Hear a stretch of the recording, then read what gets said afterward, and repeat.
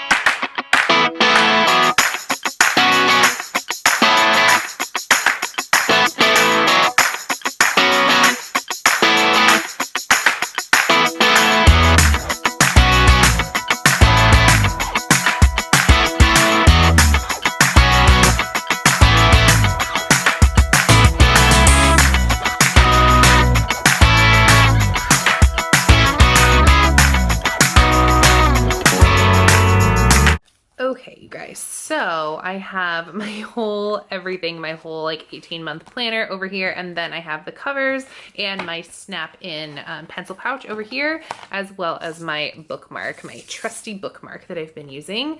Okay, so what I like to do, well, first we're gonna have to get into the rings, so let's do that first.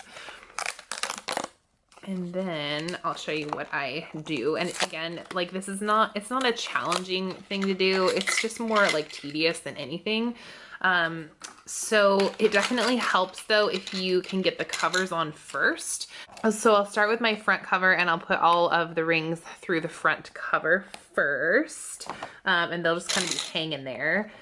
And then I'll go ahead and do the same to the back cover. So I'll get you some music so you don't have to speed this up so you don't have to watch me do this super slow.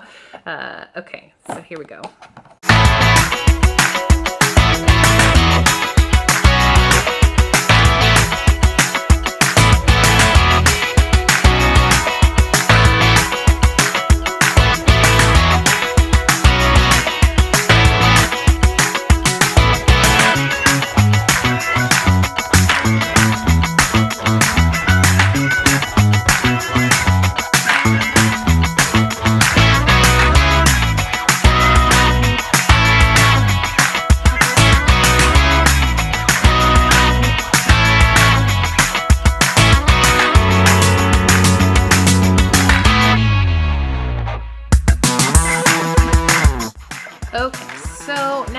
got my covers on there, then I will just kind of go through and start putting stuff back in.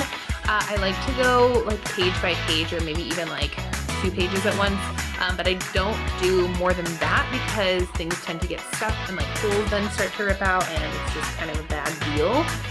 A side note, you're gonna see some of my pre-planning. As I have said before, this planner is gonna be kind of like my brain, my functional planner.